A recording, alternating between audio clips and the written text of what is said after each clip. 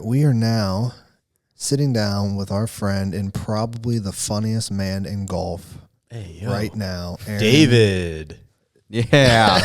No, not David. Not David. Hell yeah. David, you're a great dude, but we are with Aaron Chewning, who is the founder, the face, everything that is St. André. Welcome to the show. Thanks so much for having me. It's good to see the studio in person. It's just as gorgeous as you think it is. I know. You've been watching all of our clips on Instagram. You just thought to yourself, I cannot wait to get into that. Yeah, studio. I watch the clips, and then I go listen to the episode and also watch the episode. Aaron just told us that he listens to it on 2 times speed, so he can listen to it twice a day. Yeah. He's dedicated. For sure. He's so dedicated. Big fan of the podcast. Well, Aaron, thanks for coming in. And you know what, man? It has been so fun to get to know you over the last year and a half, where like you start working with people and you're like, man, I hope they're cool people. And then you get to know them. You're like, man, these are friends now. And it's great. Like, you've been in town all week filming a lot of content, and we get to just hang out while you're in town. It's like, oh, what's up? Aaron's in town. But it has been so fun to get to know you over the last year and a half and see what you've created. And man, you got to be just so proud looking out at what St. André has become. I mean, it's been a heck of under 2.5 years since we launched. But yeah, getting to work with friends and it picking up steam early, like it just all worked, and we're all very thankful. I mean, yesterday, me and Jordan, who's shooting video for us, our backs were hurting around the golf courses, and we'd have that moment. I have it every day where I'm like, I just had a negative thought. Why? I'm playing golf every day. I have friends in cubicles. This is a dream. Pinch myself. Yeah, it's been a heck of a journey, and yeah, we get to work with very fun people like you guys. Y'all are like, you post like once, like 1 or 2 sketches a week, right? Like, yeah, we post twice a week right now. We started hot. We were posting a lot, but now it's 2. I think ever since like I got introduced to you all, and like Kyle can attest to this, I send it pretty much every time in our work Skype, because I'm like, this is the funniest thing of all time. I love it. Like, yeah, it's just completely hilarious. And I'm gonna ask you in a minute here how this all came to be. But you know, when I caught wind of what you guys were going on, it was over a year now, a year and a half, maybe 2 years, I don't recall. But I remember seeing one of your videos for the first time, and I walked from my office to David's and our team's office. I'm like, guys, look at this content. This is amazing. This is like actual good, witty, thoughtful golf content. And I was like, we got to do work with them. Like, these guys are the real deal. Dude, I appreciate it. It's people like you that let us have jobs doing this. And you have that brain. I mean, with all you guys, the Q, leaning into the creator space, that's great to hear. And I'm not surprised where you're like, this is new, this is fun. We got to capitalize on it. We got to work with them. That's what you guys do. It's great. Yeah. So how did St. André come to be, man? Because I know you've got a wild backstory, and maybe we'll get into it here. But dude, how did this all come to be? Yeah. So I don't know how deep we want to go, how far back, but I mean, I was making. Let's go deep. We're going deep. Okay, cool. Let's dig a deep hole. We could probably bury David in it once like, we're done. I mean, this is bullshit. Great. Cool. Yeah, I want the big chair. I want to get promoted. Not the futon. Yeah, so going all the way back, I'll make it a medium-length story. I started making dumb, funny, hopefully funny videos in high school. Lonely Island, joined Saturday Night Live when I was like 15, and did Lazy Sunday, that rap video, if you remember that. The Chronic, what? Cools and Narnia. Remember that one? Yes, I remember that one. He remembers it. Saw that, and I thought it was the funniest thing that's ever happened. And I was watching those guys on YouTube before, so I was like, oh, shoot, you can just make videos, and they're on SNL? What the heck? So me and some friends made a rap video for our high school, our Christian high school, and we showed it at chapel the next day. And I got to stand in the back of the room and listen to a few hundred people laugh. And I remember thinking, like, this is all I want to do ever. And that's kind of all I've ever done, which is nuts. Went to film school so I can make dumb online videos. Like a lot of guys at school wanted to be Tarantino, and I was like, I just want to mess around and make stupid online videos. So I've done that in different capacities over the years. Worked at a couple agencies, trying to focus on entertaining, comedic content. Then, yeah, always loved golf, and the light bulb moment happened, and it was kind of the idea I wanted to go all in on. So quit the agency job, took out a new credit card, and I was like, I'm going to go all in here and bet on it. What year was that? That was 2021 or maybe 2020. I worked on it for a year before we launched. Got it. So we have a team of 4 partners. Got my actor friends together, wrote a ton of scripts. I think we filmed like 25 videos before we launched. So really just like really hoping it works. Because if not, I'm in trouble. For sure. I'd be sleeping on this futon. Yeah. So then launched in August of 22. Yeah. And it has been awesome. I mean, it worked from the first week, which is what was crazy. Hold on real quick before we get too deep into it. You said you made a rap for your high school. Oh yeah. What year was that?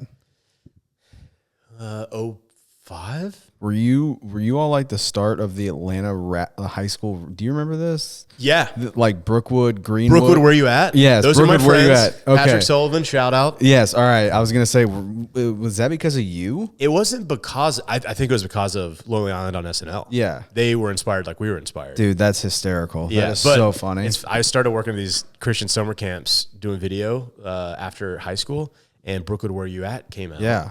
And it was a banger, dude. Patrick, who's the little white kid in it. Yeah. And I got connected, and so I hired him to be our like video intern. Yeah. And I went to his wedding a few years ago. Oh my He's God, the man. dude. That's so funny. But yeah, we had a little like, high school that is hysterical. cheesy rap crew. I'll show it to you after It's this, cooler than it sounds. You guys are 2 Atlanta kids, and I know nothing about what I'll you're show talking about. I'll show it to you. I'll show it to you after this. Yeah. Sorry. All right, back to the actual golf I love stuff. it. So, Aaron, you said within the first week it worked. What do you mean by that? Because obviously you're starting an account from zero, right? You were basically yelling to the golf world, "Hi, I'm St. Andre. You should care about me." Yeah. How did that start, and what was that trajectory like in growing your space in this ever-evolving golf media creator ecosystem? Yeah, it's obviously exploded now when it comes to there's so many creators, so many comics doing golf stuff, all the great golfers out there that we all know and love making content. But we weren't new either. We were kind of right in the middle. So, there were people, Bob Does Sports out there like making funny stuff, but we knew the lane was open of doing scripted, high quality production, like sketches. So that's kind of what we were really hoping our lane was, but we knew it was crowded. The golf space, there's the aggregators, the meme curators, the Zyre Golfs of the world. We made a list of 10, and our goal was to get on those pages within the first 6 months to a year. And we posted 5 videos that first week. And in 2 days, we were on all those sites. Nice. Wow, that's awesome. And the goal was a year. So Zyre posted the first 2, and we had, 50,000 followers in a couple weeks, something like that. And it was just, it quickly turned from let's grow this thing to like, don't mess it up. Yeah. Just keep like feeding the machine and see where we can take it. Was there one video that kind of seemed to strike gold for you that kind of got you going, or was it just a steady stream of videos? There's definitely been a few early on that did really well that kind of circulated on all those sites. The first one I think that was kind of on all the meme pages was Mental Health Triple, which was a rap video. Yes. Yep. Honed my craft in high school. Yep. Making crappy rap videos. That one blew up, which was super fun. So we also we try to think too, like what's something that hopefully our crew can only do. I mean, people can do rap videos, but it just felt like, we got the higher production value. We got the dumb choreography. The video looks good. It sounds good. So it's not just a lapel mic or something. So An we're iPhone mic. trying to show what we can do with the production side, music and video, and also be clever. Anything we can do to kind of show off the whole repertoire, we try to do. So that was one where we're like, this is definitely different for the space. See if people like it, and they did. Lo and behold, like my friends and I, we could go out and make a really stupid rap video, and I'll promise you, it would be stupid, but it wouldn't be what they do. Like ours wouldn't be creative. It could. Sometimes there's honestly a little more pressure putting that much time and effort, because if it's bad, it is so painful. Yeah. Or if you're just on a phone, it's like, oh, they don't even really care. If it's funny, great. If it's not, you're just on a phone. You talk about the pressure. You put a lot of time into it. On average, like how much time do you put into your each video skit? Like, what is that process like for you? It's different for all of them. Like the main one we did when we first worked with you guys, the boys at Myrtle Beach. That one took like a day and a half to shoot because there's a lot of moving pieces. We're at an Airbnb. We have a cookout scene on the golf course. We're sunset during the beach. What? The beach during sunset? Yeah, we knew. So that one took forever, and obviously the song took a couple days. So that's the high end, and then the one that has done the best for us was a joke that my uncle would say. It's the only one we haven't written, and it's our most popular video, which kind of hurts. But the bit is my friend's peeing, and I go, "Hey, you know that's illegal, right?" And he's like, "What are you talking about?" Thinking there's like a cart girl's coming up or something. It's like a grown man holding a just as a dumb roast. And that one still just blows up and blows up. And that took us less than 20 minutes to shoot. I saw that get aggregated on Zaire the other day. Yeah, actually. they reposted it. Yeah. For sure. And that my friend Tyler, that poor guy, Jonathan, who's on our main cast of the Mustache, he couldn't shoot that day. So Tyler filled in. He did a couple videos with us. That was the first one we posted. And it is our biggest one, and it's a anatomical roast of him. And so every 6 months, he'll just send me a screenshot, and someone from his past like texts him, was like, "Is this you?" And they're talking about your little on the internet. And he's like, "I hate that I said yes to that shoot." Why am I doing any of this? It's really funny.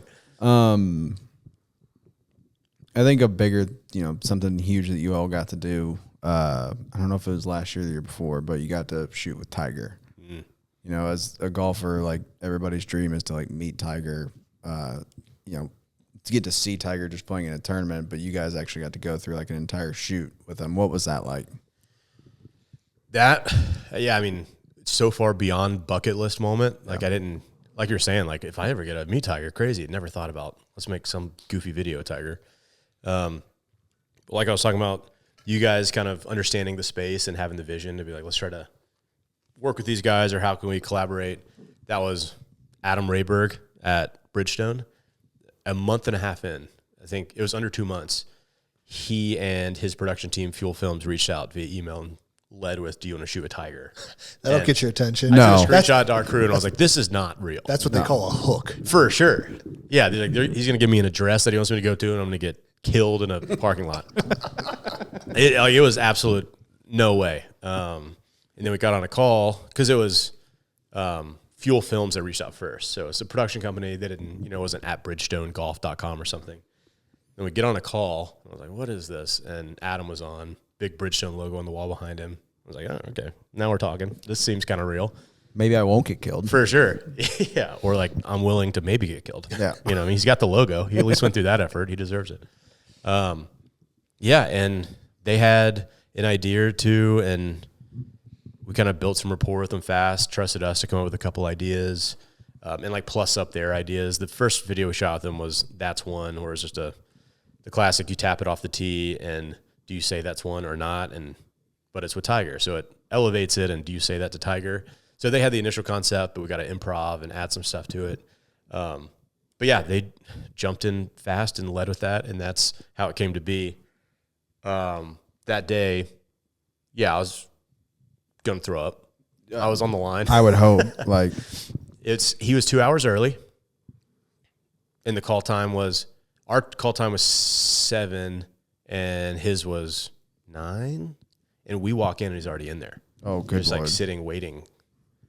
So we thought we had time to go over lines and figure stuff out, and it was like, put on a shirt, get out there, Tiger's ready. So we didn't really get a stew in the terror, which is nice. I was going to say, that's actually a good thing. It was, yeah. So they got us in place. The other funny thing is the couple times we shot with them with Bridgestone, it's a 2-day shoot because they have their roster of golfers for a day. They're trying to maximize content with them. So we shoot most of our stuff the day before, all of our coverage and the funny parts. So I know the golfers just get slotted in the next day and have no idea what's going on because we'll just like say one word to tie it in for the editor, and they're like, "I don't know what we're doing." What? Like they don't get to hear the jokes. They just think we're insane. But yeah, Tiger showed up to set, was so friendly, and between takes, he'd come stand next to us and talk, and got him laughing a couple times. It's nuts. That's insane. Did you? I've heard different stories about Tiger and from different people. Did you happen to have a conversation like we're having now, or was it more just business? All right, here you go, Tiger. Boom, boom, boom. Was he robotic, or was he like a human? I mean, he was a human. It's also weird because we're not in our comfort zone, because obviously you're working with Fred Couples and Tiger, and you're like a nervous version of our comfortable work self.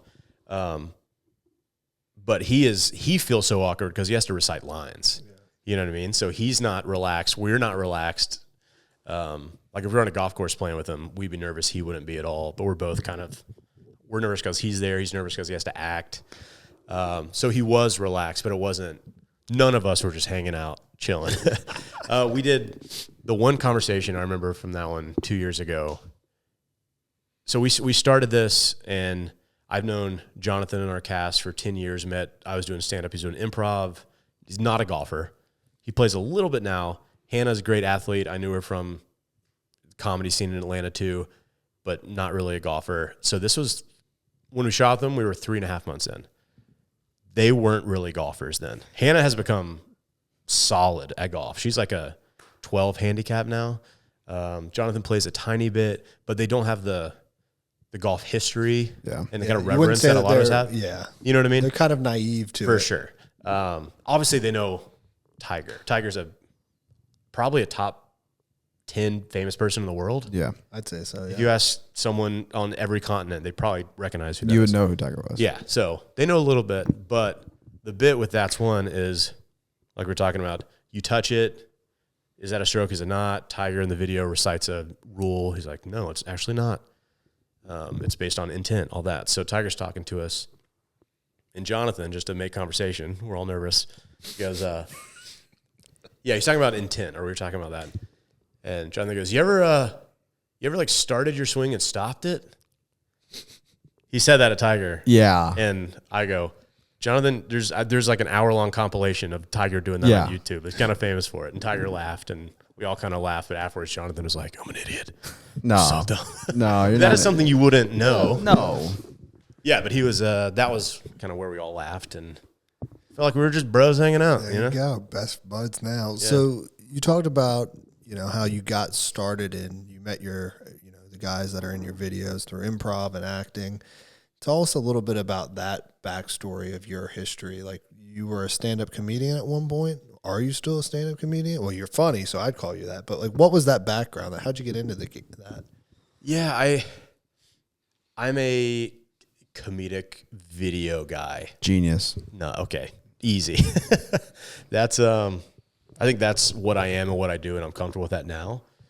But when you're trying to make funny videos, trying to make it work, I feel like it's just kind of like a shotgun approach. You just try it all.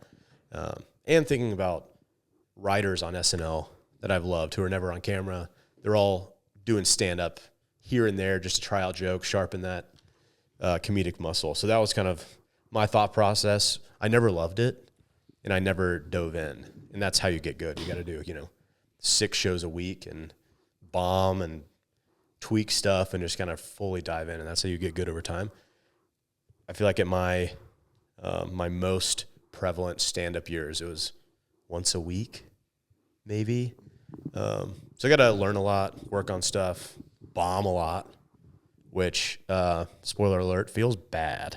Can imagine. Not a good time. When you're standing there and there's 100 people and they don't laugh at all, and you're just staring at them and it's just stone silence. Yeah, real bad. It's the hardest and best thing in the world if it works. Like it's just immediate feedback. Like you'll post this video and you'll get a few comments and be like, I think people liked it. You don't really know. Same for videos. Like, the video will blow up, great. But if they hate it, they're rarely gonna say they hate it. Yeah. But when you're trying to make people laugh, involuntary response, if they especially in a crowd. For sure. Like that, there's no way that's fun bombing. What? How would you relate that to golf? Say it to me in golf terms. What would that what's the golf equivalent of bombing in front of a crowd? Ooh. Well, So you could bomb comedically in golf. I'm sure you have said a joke that you thought your buddies in the starter was going to laugh at, and they just didn't. And you have that like rush of, I want to die. I'm going to go home. Yeah, I'm going to find that alligator on 13 at Heritage and get in his mouth. Rain check, please. Sure. I'm out. Yeah, okay. Yeah, I don't know about the actual sport. Well, yeah, I mean, I guess there are an amateur comedian should manage expectations like a golfer. Like an amateur golfer, yeah. Like you're going to go out there, you might have a good day. You're probably not going to have a good day because you don't have the skill set to make it work. If you're like an amateur comedian. If you're like a, 5 handy or like a 6 handicap and you have like 240 over water, but you have to hit it under a tree, but it has to get up to get over the water, like, and you try it and you hit it 6 feet in front of you, could kind of be the same. Like you probably shouldn't try that. Yeah, and if there are 50 people standing behind you who are stared into your soul and hate you. Yeah, maybe there's just maybe there's no way to actually relate the two. Never mind. Next topic. Yeah. All right. You're hitting over water in Caledonia 18. Oh yeah, that's actually probably the closest comp. People on the back porch there watching you. Yeah, that's the worst kind of bombing though. If they're like actually heckling and making you feel worse than you already do. You're like, man, I suck, and now I got these people telling me I suck. Yeah, even for better. sure. It's like, trust me, I know. Oh, I'm aware. I'm good. Aaron, your journey in the game of golf. Just talk me through, when did you start picking up clubs? When did your interest in the game start? Yeah, I played baseball growing up. That was my main thing. I was good the first half. Did we talk about this last night at dinner? I don't think so. Okay. We're talking to someone about this week. Probably Jim. Probably Jim's a Jim. big baseball nerd. Yeah, we were talking about that. Yeah. Big Mets guy, right? Big Mets guy. Yeah. Big Mets guy. Yeah, whereas like all-star teams, and then you get to middle school, and all of a sudden the pitcher has a mustache and is throwing 80 at your soft skull, and you're like, I'm not good anymore. I don't want to do this. I'm scared. So then naturally, you kind of, start playing some tennis, start playing golf, keep swinging things. So played tennis and golf in high school, and kind of loved it. Competitive golf I didn't love. So playing in those super intense high school matches, they're not that intense. They were intense for me who didn't want to play competitive golf. That kind of made me, I don't know, just a sour taste in my mouth after that. So played a little bit through college here and there. And then COVID, just like so many of us, kind of really made me fall back in love with it. It was the first month of COVID where you're like, if I go outside, I'm going to die type COVID, Yeah. And Lake Spivey Golf Club, 45 minutes south of Atlanta in Jonesboro, Georgia. They ran a special that was, it's when golf courses thought it was over, when no one was playing before the boom happened, They ran a special that was $1,500 for unlimited golf for the year. Whoa. Sign me up. Yeah. And so me and my two friends were like, we should probably do this. We feel safe coming down here and you can see your friends be outside. So we did that and started playing 3 times a week. I wasn't keeping handicap, but probably like a 15 to a 7, I was shooting around 80 at the end of that. And we loved it. It was our favorite thing to do. So that just kind of made me fall back in love with it and became my favorite hobby. There's so many stories of people that got into the game or were reinvigorated into the game because of COVID. And we've heard countless stories like that. So that's really cool to hear. And now I want to switch. You talk about baseball, right? And you playing baseball growing up. You actually have a friend, Colin, who played professionally for Atlanta Braves. He has kind of a part in all this St. Andre journey, right? Yeah, he's a partner in St. Andre. Yeah, so what's that? What's that about? Colin's my best friend. He's my best man in my wedding a month and a half ago, into high school together. Colin McHugh, right? For Colin those that McHugh. are listening. Yep, he was one of the World Series cheaters, 2017 Houston Astros. Good job, buddy. Atta boy. I get one joke a day with Colin about the trash cans. And then he's like, that's your one. I'm like, all right, moving on. That'll live forever. Yeah, it will. Just been best friends for a long time. He was kind of the sounding board for a lot of the conversations of, hey, I have this idea. A Major League Baseball career for 10 years. Not the poorest guy I know. Very financially smart and the right investments and whatnot. And he was always looking for fun ideas. So we just kind of talked about it the entire time from conception to where it is now. And he's been a big part of it. He's been in a bunch of videos too, which is fun.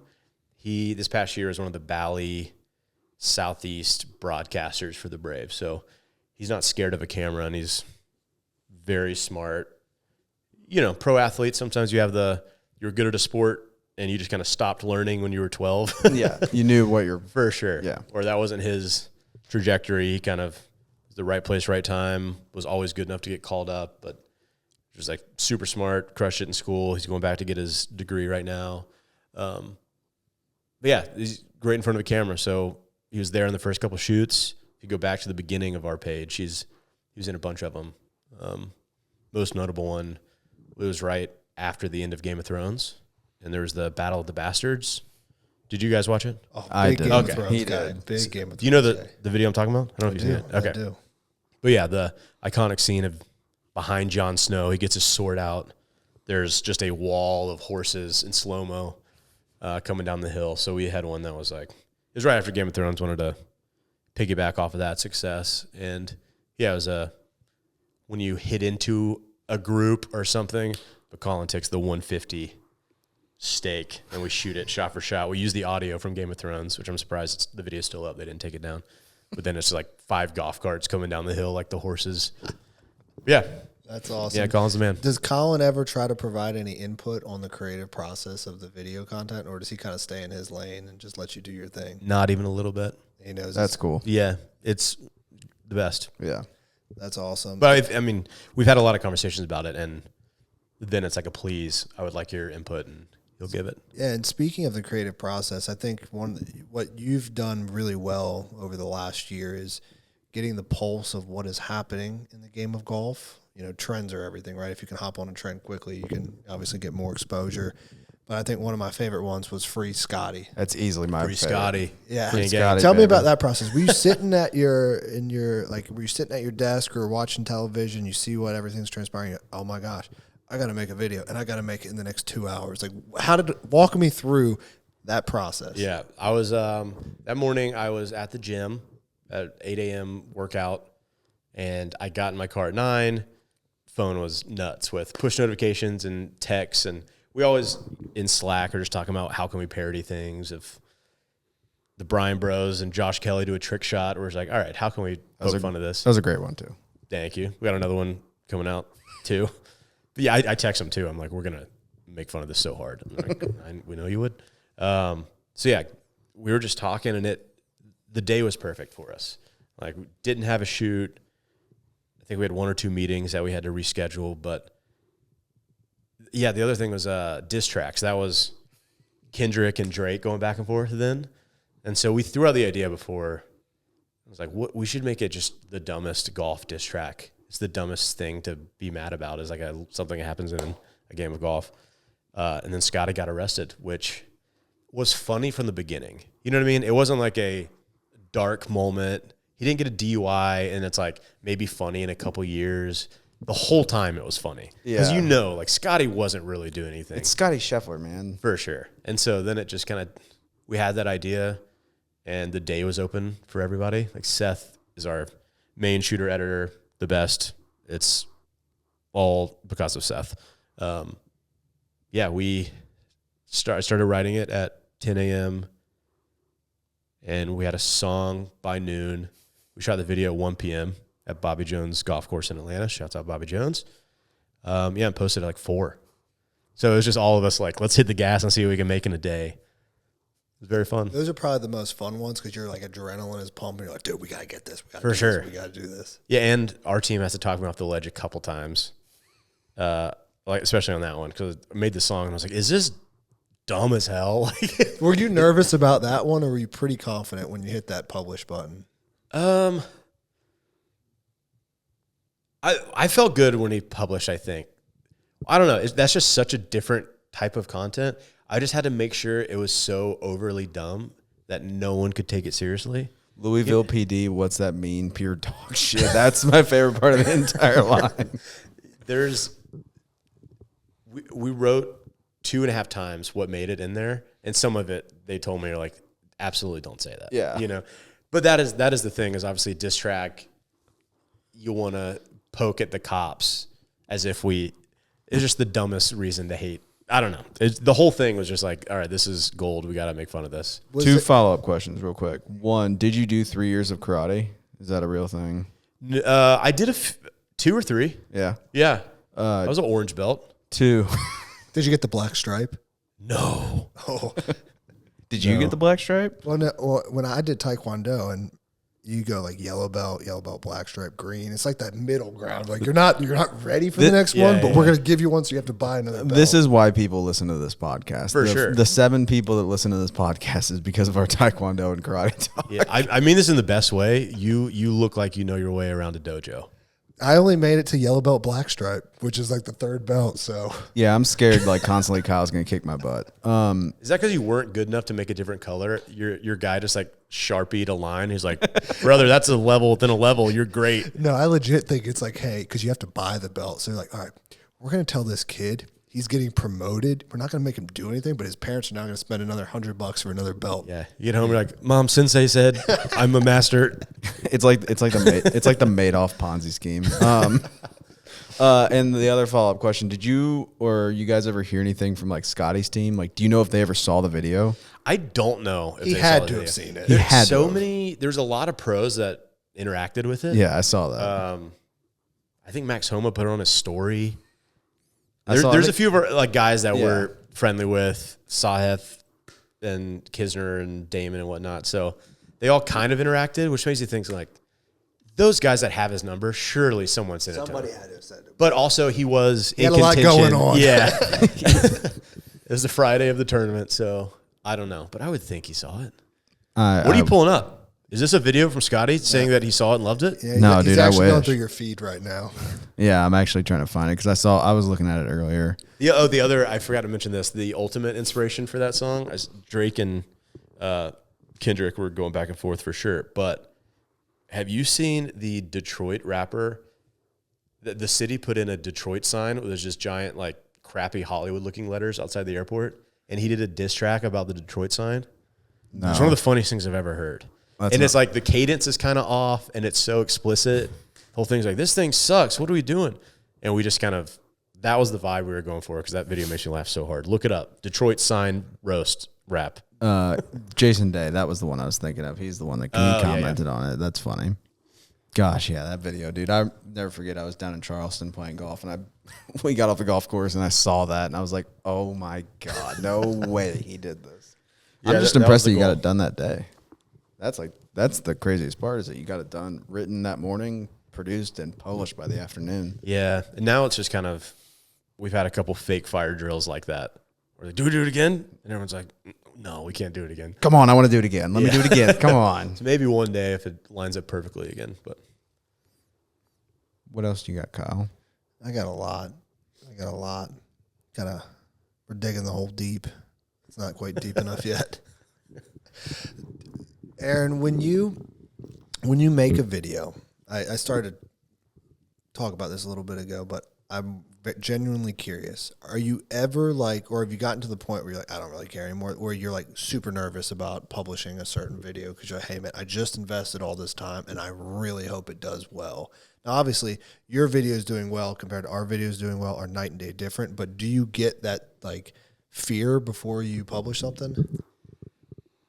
here and there, maybe.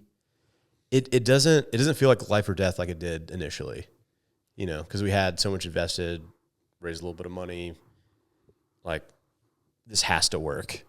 And I felt that at the beginning for sure. Now our team's grown. We have 3 full-timers, me, Seth, who does video, and then Billy, who does social and also production and whatnot. So it is a luxury where if I'm nervous, I don't post it and I don't refresh the comments like I used to. You know what I mean? Yeah. So like I can check it in a couple days, and if the views are lower than I thought, I'd be like, that's fine. Yeah. I'm not hanging on every comment like I was. You're confident in what you've built. Yeah. Now. Yeah.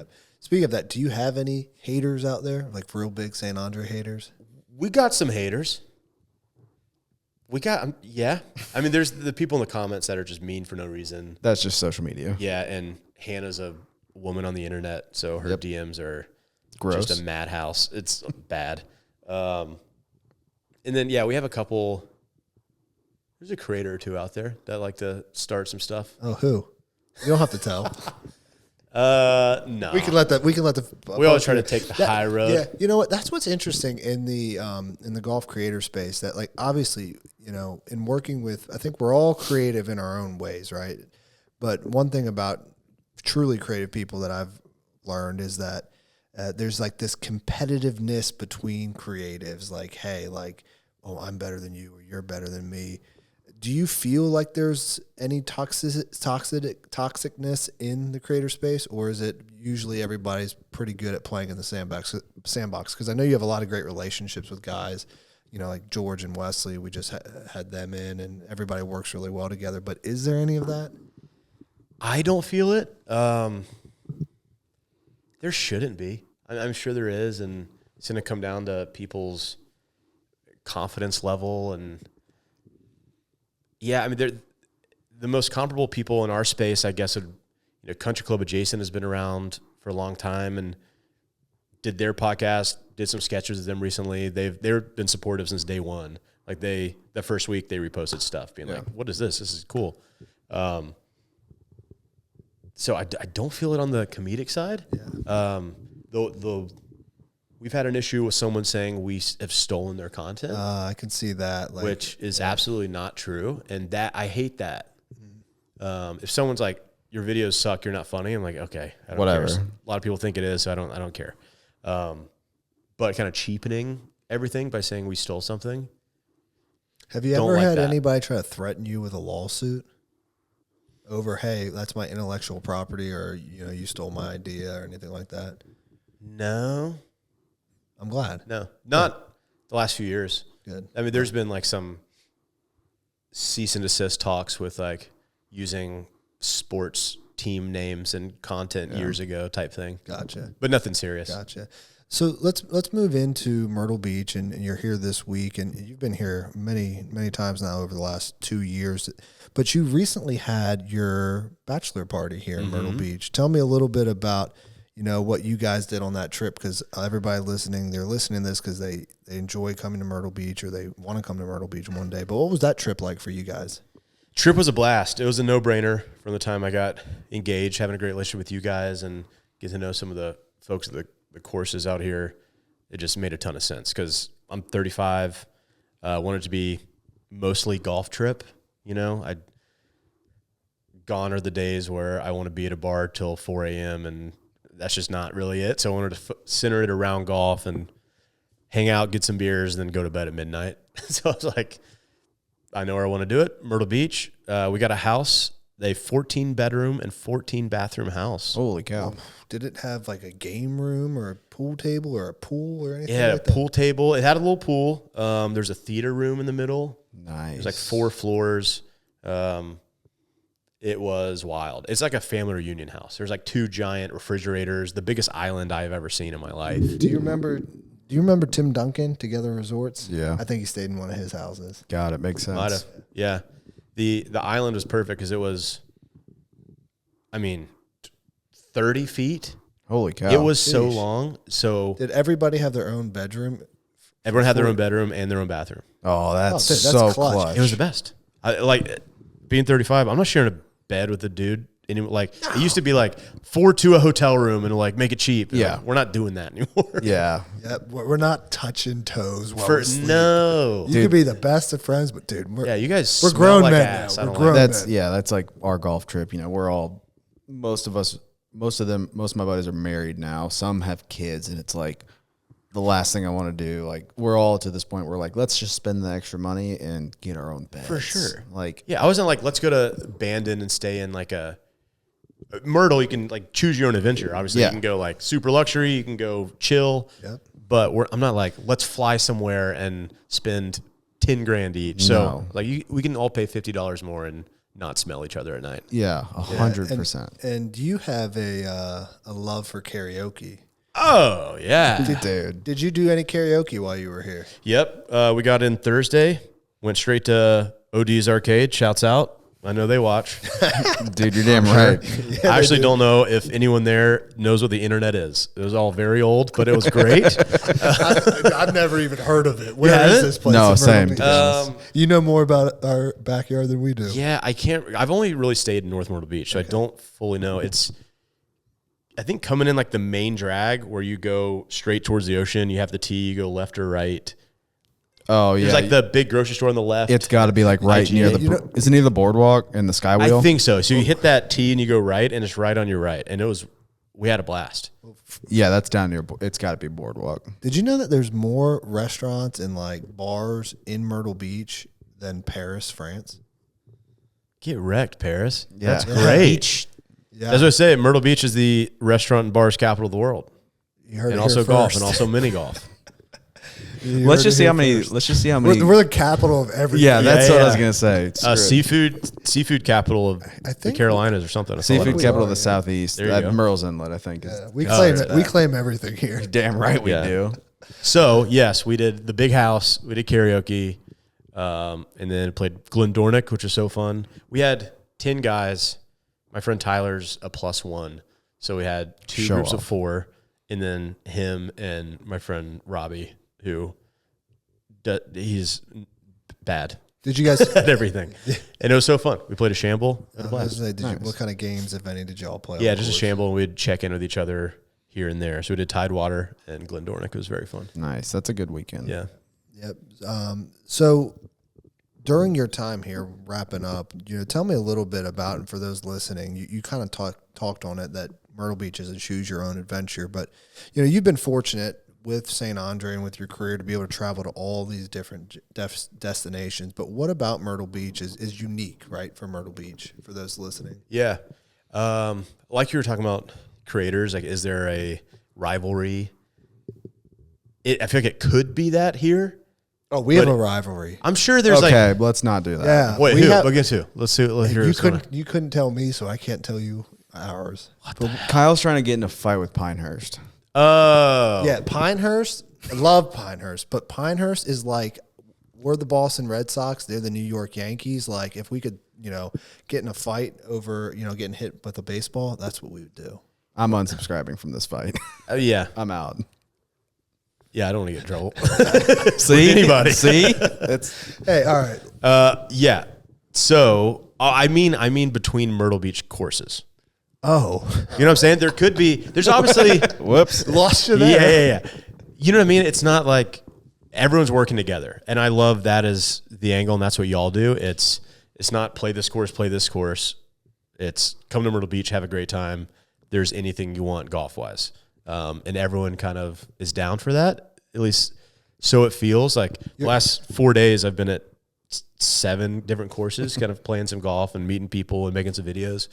And most all of them ask, like, where have you played? Like, where are you playing next? And they're always like, oh, that place is great. Say hey to Kevin or whatever. So it feels like a big, fun community, which is awesome. I don't know anywhere else that I'd compare that to. There's probably really. not anywhere No, else. no, I'd say you're that. what you just described is absolutely true. And what makes the Myrtle Beach golf market unique from any other destination is that the golf community, while they're all competing businesses, they all work together for the good of the Myrtle Beach golf community, which you don't really see that anymore. Yeah. And that's just what makes this place special. So it's really cool to see that you caught on to that, because we've never told you about that. You've just kind of, oh yeah, these For people sure. all seem to really like each other. Yeah, it seems like they have all been in the same meeting to say that stuff, but they haven't been. They're just truly like everyone, and everyone's kind of rooting for each other. And then the golf is great. I mean, there's 7 or 8 courses down here that are in my top 20 probably that I've played. Beach Town karaoke.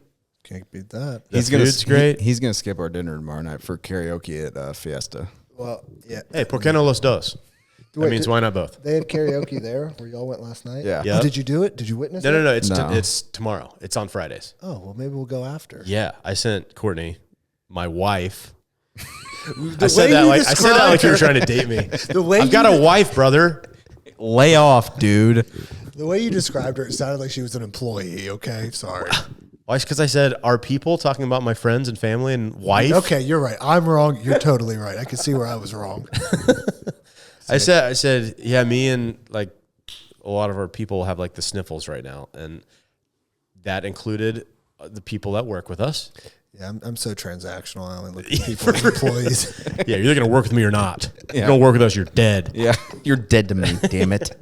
Oh my, Aaron, this was a lot of fun, and glad to have you here in studio, and glad to have you a friend of the Myrtle Beach golf community.